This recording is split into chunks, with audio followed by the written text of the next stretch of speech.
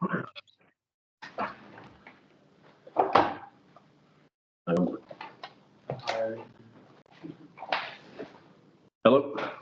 Hello. I wanted to thank you for taking time to speak with me today. Oh, thank you very much. Thank you very much for having us on. I wanted to ask you about the creative process for With Murderous Intent. How long did it take to put the material together for you? This is probably a question for Matt.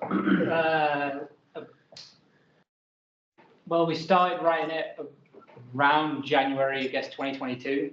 That's when you wrote the first song for it. So since January 2022 till, I guess, April this year was the last bit of like recording that we did. So, and stuff was changing throughout that time. So between 2022 and 24, so a good, like, solid year and a half at least of writing, and then it's all the recording it afterwards. So yeah, year and a half, almost 2 years probably.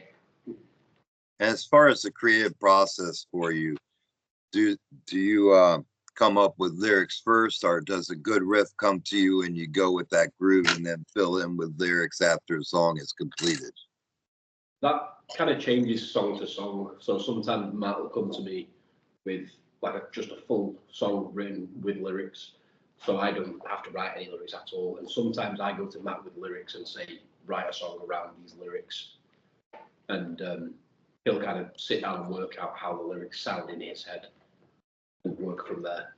And naturally, those lyrics will be completely the wrong rhythm to how you've put them in your head. So I start writing a song and suddenly it's like, well, actually, the lyrics don't work for that now. So I have to start changing stuff again. So, yeah. And as far as laying down the tracks, what track was the hardest for you guys to get down in the studio? Probably the title track. With it being obviously 8 minutes long. And yes. Basically 4 different songs in one. It was a bit of a difficult one. We got halfway through writing it and kind of gave up with it for a while. We were like, this isn't going anywhere. We'll push it to one side and we'll come back to it. And then me and Curtis got in the studio one night and came up with like a little section just before the clean section. No, just after the clean section. And then after that, we all sat down and expanded on that together. And Lethal Infection's one of my favorite tracks on the album. I wanted to ask you if you could speak on that track. Well, Lethal Infection came about, but at the time we kind of had the idea for writing that song. We didn't have Longshore on drums, and the drummer we had at that point was more kind of like into like crossover and a bit of like slam kind of stuff. And we thought it'd be fun maybe to kind of delve into that crossover area and kind of do something a little bit like Power Trip-esque. So the main riff was like the first thing I wrote for that, and I was like, oh, this sounds like it could maybe be a Power Trip kind of riff. And then the song just kind of exploded from that. Well, that's what we called it for ages. We had lyrics before we finished the song. It was like, oh, the Power Trip. Yeah, every time it's like, oh, the Power Trip song. So yeah, it kind of started as a crossover song, and then it kind of, I don't know, the verses I started writing, I thought that kind of sounded a bit like Anthrax, and then the middle section kind of came out of nowhere of just this weird, like, mental middle section, and it was like, well, now I don't know what it is. But it's just a wild, like, and that's my favourite section on the album. I fucking hate that. I don't want to do maths while I'm fucking playing. Counting is weird.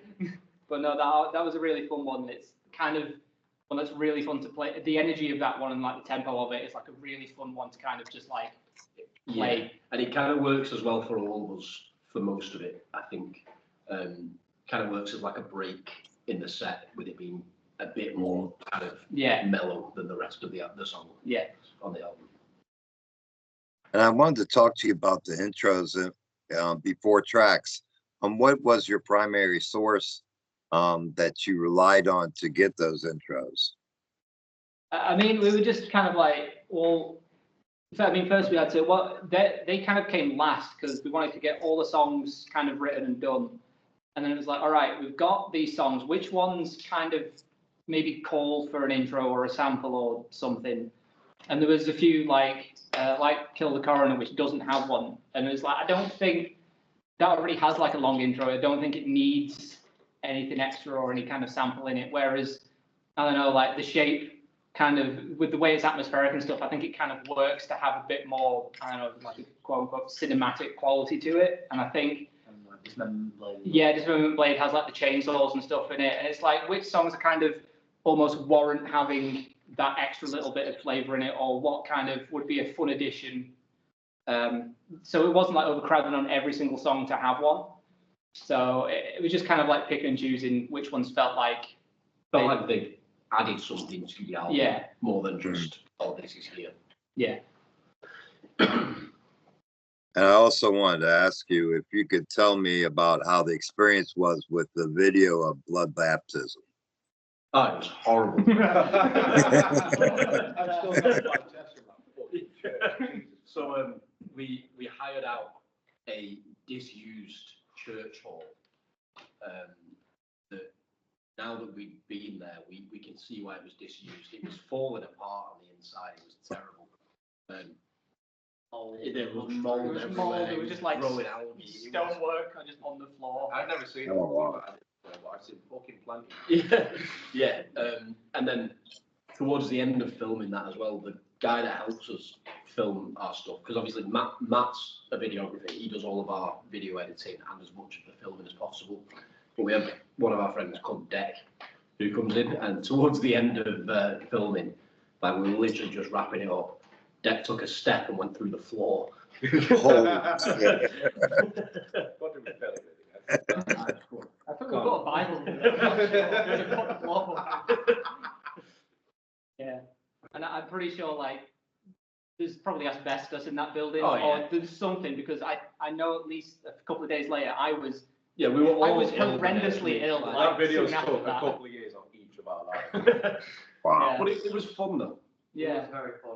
The atmosphere was great. Yeah, getting to have like an actual like space like that and have it be kind of so close by that we could do it made it really fun to kind of, instead of just doing it like in a room somewhere, it's like, no, we've got like a setting for this that we can use. Location. Yeah. It was definitely different to any other video shoots that we've all done. Yeah. I wanted to ask you to take me back in time and tell me how the band formed and what are the changes that the band has been through. Oh, This is some, Wow. this is the use. So obviously there's four of us, but there's only two of us that are original members of the band, and that's myself and Curtis. Curtis was always the bassist. I was always one of the lead guitarists, but I originally wasn't the vocalist. When we first released the Bombs Away EP, we had a guy called Ash on rhythm guitar and vocals. Shortly after we released that, he left, and we kind of just decided, instead of looking for a new vocalist, we'd try and kind of fill it from the inside. So we got a new guitarist to fill in his guitar, like kind of area, and then I started learning how to do vocals for a thrash band. Since then, the band went from, obviously, the Bombs Away EP, it's all about partying and drinking. It's like a tankard. Yeah, it's very tankard-esque. Then the second album, well, the first album, Disciples of Time, that was the first thing I ever did vocals on. So it's a bit rough, but it's all about kind of like war, stuff like that. So it's very Slayer, Warbringer-esque. And then now this new album, it's obviously all based on horror movies. And we've got what I believe is the strongest lineup we've had since we first formed. Absolutely. I mean, I joined the band in early 2022. Early 2022, and at that point it was myself, Tyler, Curtis, and another drummer Who was the original drummer. And then partway through that first year that I was in the band, he was no longer in the band anymore, so we had another drummer, and then that drummer went as well. And I was like, well, I've been in another band with Longshore since like 2012, 2011. We've been playing together for years, so I was like, I'll ask another Matthew. So technically, so Longshore is the third Matthew in the band. And I was like, would you come and play drums? I know we work well together, and I work well with these guys, so it should just all click together. And it does. Thankfully, after suffering through how many lineup changes and all Yeah. that bollocks. Yeah, lineup changes are the only thing we've had more of than logos. And I wanted to ask you, what helped develop your unique sounds? What were some bands that truly influenced the sound that we hear today from Blacklist? I love this question because we all listen to the same music, but we all also listen to very, very different sort of stuff. So for me, I guess for at least vocally, my vocal styles range from classic thrash, so like Slayer, to modern thrash like Warbringer, but then also I've been told that a lot of the screams on the album sound very Cradle of Filth-esque. Mm-hmm. So I guess Danny Filth's an influence, like subconsciously. But I'd say musically, for me, my main influence is probably Warbringer and kind of Death. So I'll let these guys answer for themselves. No, a big one for myself would be, because we played with, when was that Warbringer show? April last year? April last year, yeah, because we opened for a Warbringer show in Manchester. And because I knew I liked them before that anyway, but then we were watching them and it's one of the best live sets that I've seen like ever. He was so good. And it's like, so definitely that's the kind of stuff that I like. And I know a lot of my inputs would be Warbringer-esque stuff. It's like, oh, we could do this, or we could do what they do there. And like, these sort of ideas here. Yeah. Yeah. I mean, when I joined, I kind of said like, as much as I really like kind of thrash stuff, like I kind of go to, I guess, the more, there's a more cerebral end of it, and it's like, if we're going off the big four bands, my favorite one's Megadeth, and they're the ones that for me are like musically the most like interesting to listen to, and I guess that's kind of follows me because I like kind of more technical stuff. I like back in earlier years, I was a big fan of Dream Theater and stuff, so I like kind of the windy kind of prog stuff now and again. But it comes back to like, for me, it'll be Megadeth. But then nowadays I'm into stuff like Gojira and Meshuggah and Devin Townsend. So I kind of like bring a different angle on it. And then it's like, and it's funny because we all kind of like, there's a few like core bands that we all like. And then there's a bunch which none of us are into, but one of us is. And it's like, I'm a really big Meshuggah fan. And Tyler does not like Meshuggah. So it's like we have this kind of like butting heads thing where it's like, well, my idea for that bit comes from that, and it's like, well, I don't like them, but I like what you've done. I didn't hate Meshuggah until I saw him headline Bloodstock. I think like, oh, boring thing, and then watched him alive. Yeah. But yeah, it's kind of, for me, it kind of goes from the old stuff, like Guns N' Roses was my first ever kind of thing, but it's like, there's not much of that in my playing anymore. So most of the stuff nowadays, it's like, it's Megadeth worship, it's Marty worship. But apart from that, I'm a huge Buckethead fan, so I like kind of really dissonant, kind of atonal, like almost horrifying kind of solos, but I don't like them in like the Slayer way. I like it to be, it's a really particular thing. It has to be clean. Yeah, it's really just a particular way of doing it. So I don't know, I kind of a bit more of a weird angle that comes in from it. And then what about you? So, I've been playing drums for about 17 years now. I'm the oldest member of the band. And my influences sort of range very, very greatly. When I started getting into metal, I used to be in a technical death metal band. And a lot of our influences were like Necrophagist, Black Dahlia Murder, cattle decapitation, stuff like that. And then as I've sort of grown and sort of gotten a bit, I've just like matured a little bit more. I've gotten into things more like Animals as Leaders, Pliny, Between the Buried and Me, very proggy metal kind of things. But still, I still retain my love of death metal and stuff like that. So I feel like that came out a lot in this record. Because as much as a lot of the songs were already written when I sort of came in, Pretty much full creative freedom. yeah, they were just like, do what you want with it. And I was like, okay. So we changed a few bits. And Matt knows how I like to write drums, and he accommodated for me in that way because, like I say, me and Matt have been playing together for a very long time at this point. But it was, yeah. So a lot of my influence, as Goodyear was a big one for me as well.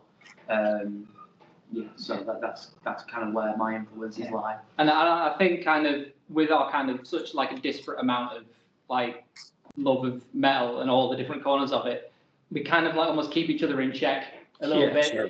So instead of it just being like, oh, this is this one sound, it's like, well, what if we did that? And like, that's a little like black metal section. And because we all like a little bit of black metal, we all go, oh, that's pretty cool. Yeah, let's keep that in. Yeah. Instead of just going, oh, let's keep it like meat and potatoes kind of thrash. It's like, we're kind of like more willing to expand. It's like, well, we all like Black Dahlia Murder and stuff. So it's like, there's a few core bands that we all like and that we can all kind of focus in and go, well, something like that, and then we'll see if it works. So Yeah. I also wanted to ask you, you've been in all a bad experience in the business.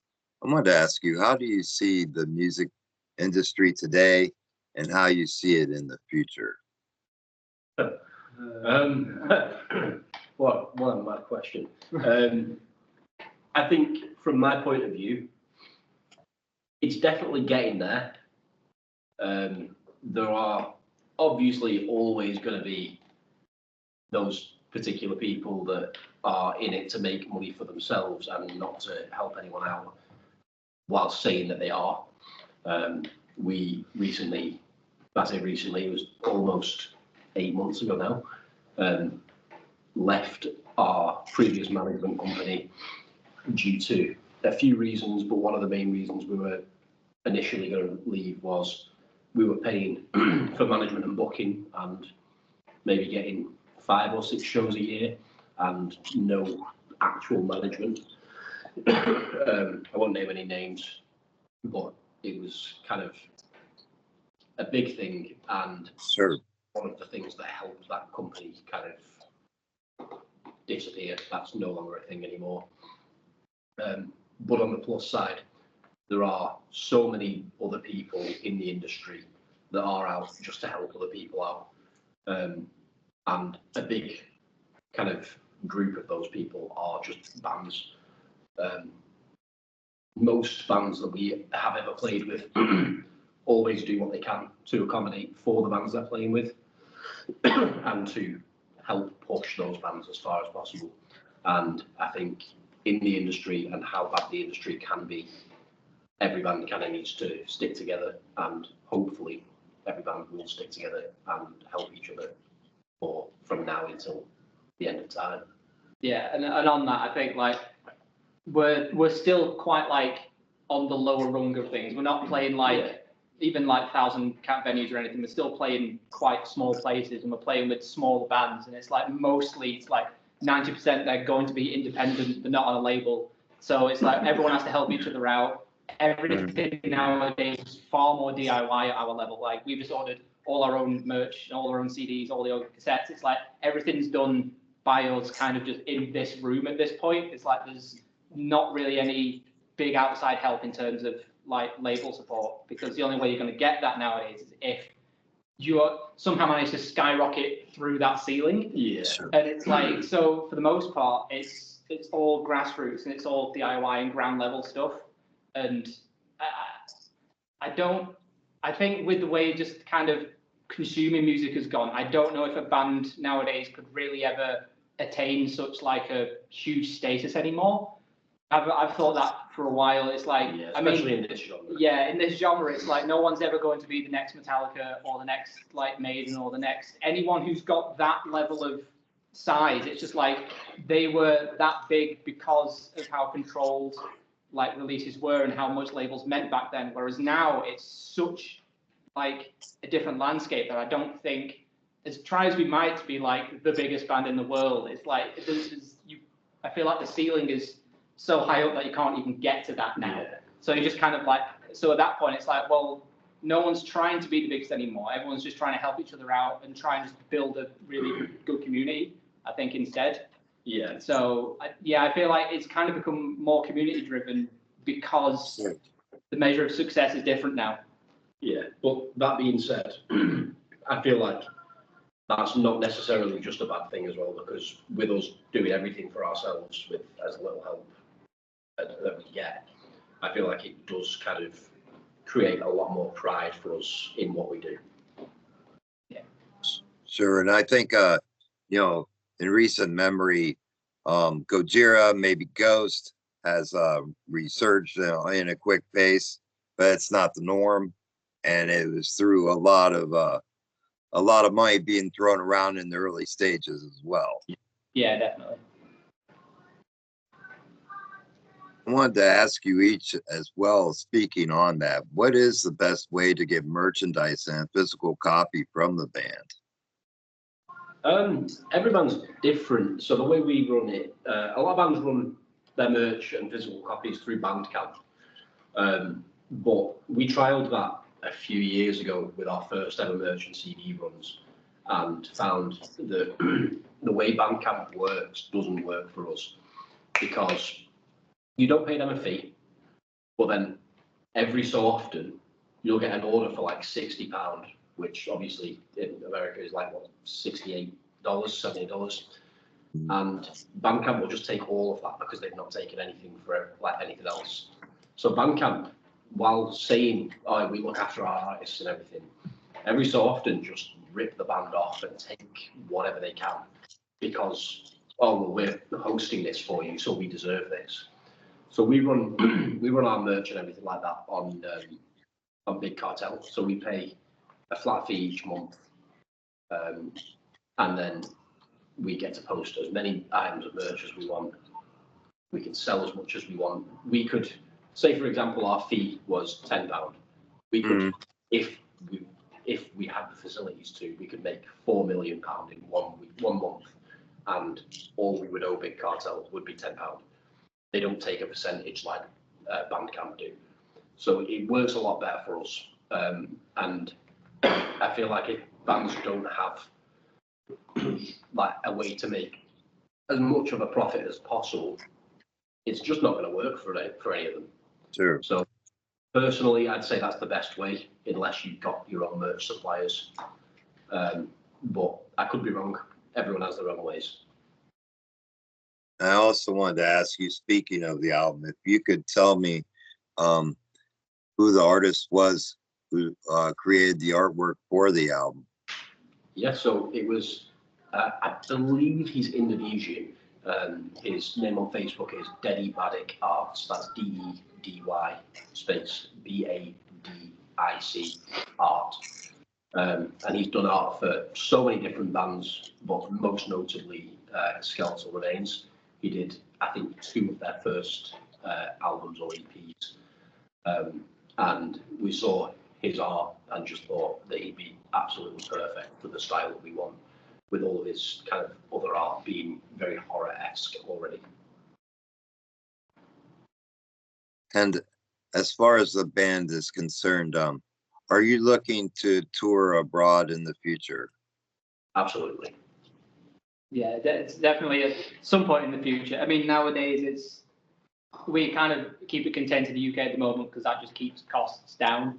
But we are definitely looking abroad. And at this point, like going to Europe now, because of like the whole Brexit thing that happened a bunch of years ago, going to Europe now is basically the same as going to the US, in that now we need to get visas and everything again. So if we can like manage to do Europe, well, then that means that it's like, well, in that case, we should be able to do America, or we should be able to kind of do anywhere at that point. So it's just kind of like figuring out how it all works now, what the logistics are, how much it costs, and then just kind of going, all right, how do we do this? Yeah, it's a long, hard process, but it's one that we are definitely trying. It's a ladder we're definitely trying to get to the top of. Sorry, because I feel like it's going to get to a point where we've kind of outplayed the UK, played the UK that much, obviously, with us being here. You can only play so many venues so many times a year. So we are. You have to look further afield at some point. Further afield. And were there any tracks that were left over from the recording process this time around? There's no track that has been like fully written in any aspect. There might be a riff or two that was left over. There was speaking to Lethal Infection, Lethal Infection was originally, for ages it was the Power Trip song, and it didn't have a name, and we didn't know what movie or property it was going to be like based on lyrically, and we were struggling with that for ages. I think we had three sets of lyrics. Yeah, so you definitely kind of like, I want to do like Brain Dead, or Dead Alive, whichever kind of country you're in, what it's called, and it's like that was the original idea, and that's what it ended up doing, but it took a while for us to get that set of lyrics. Yeah. But in the meantime, there is another full set of lyrics for that song, which I'm like, well, we're not going to throw them away. So that's kind of another song that we might do something with in the future, but we haven't like got any music to go with it. It's just a full set of lyrics. So, and there's maybe kind of like, we've got notes on our phones of like, oh, that's just like one verse, some lyrics there. And it's like, there's nothing more, there's just that little bit. But yeah, I don't think there's any. No full songs. No, there's no full songs that were kind of scrapped. I think we've like. Just like kind of ideas. Yeah, this album, it's almost an hour long, so we just kind of threw everything and the kitchen sink into it. So yeah, and there was, on this album, there was stuff that was cut out because we were kind of being brutal. The Shape originally was about 8 minutes long, and that was like, that doesn't need to be in there, that doesn't need to be in there, we'll cut that bit out, we'll change that bit. And so we were kind of like, once the tracks were there, kind of in their original forms, we then looked over them and went, okay, what really doesn't need to be here? And like those sections were kind of cut out and done with, and I think we just kind of like, well, we're not going to use those bits anymore, so even those bits are discarded. So I guess like whatever we do next, we're starting from scratch again next time. One of my favorite things about this album is the flow of it. I love the arrangement of the tracks, and I think it provides a great listening experience from top to bottom. Thank you so much. Yeah, that was something that definitely, like, we sat there and we talked about the track list. Yeah. And we sat there and listened to our own music. I fought for ages to have Cannibal as the opening track. I was like, Cannibal needs to be the opening track, and it's like, because originally I wanted Never Sleep Again to be the original opening track originally. Yeah. But now that we kind of decided on Cannibal, I do think Cannibal works better. Yeah. I like the idea of like it just kicks off out the gate straight away. Right. And it's like, that's kind of how I like it. And it's like, well, there are other fast songs in the album still, so we're not losing one by putting it at the start, kind of thing. And I, specifically, when I was at least the first couple of songs that are on the album, at least the first three, I referenced the Mastodon album, Once More Around the Sun, because the way that album flows, I think the album flows really well. And the first track is kind of like one that kind of sets the mood for the album. The second one was The Motherlode, which was a lead single off that album, and Blood Baptism was that on ours. And then the third track on that album was High Road, which was another single from that album, but was a bit more expansive. And that was one I'm like, well, The Shape fits that, and that was one of our singles. So it kind of follows a little bit of that trajectory of going fast, mid-tempo, and then more like a cinematic, bigger one. And then it's kind of like, okay, so how do we flow this album to kind of continue doing that? So it's not just a fast song, and then another fast song, and then another fast song, and then two slow songs. The idea was to kind of keep it moving, so it was like fast, mid-tempo, slow, a fast one again, and kind of like keep it moving so that it wasn't just one thing for a long time. So yeah, it was something that we put thought into doing that. And lastly, I wanted to ask you all, if you could give a message to your fans, what would that message be? Come see us play, buy merch, and thank you for listening to our music. Yeah. I'm not going to say stay thrash. I'm not saying stay thrash. I'm not saying it. No, I'm not doing that. I wanted to take a moment to personally thank you for creating an album that I enjoyed from top to bottom. Thank you I think you guys have released a great one, and I look forward to the next one and what lies in the future for you. And I hope you can get here to the States, because I'd love to see you guys on stage here. Thank you so much, man. Well, if we do, you're the first man on the guest list. Well, thank you, my friends. And you have a great rest of your day. You too. You too, man. Cheers. Speak soon. Cheers.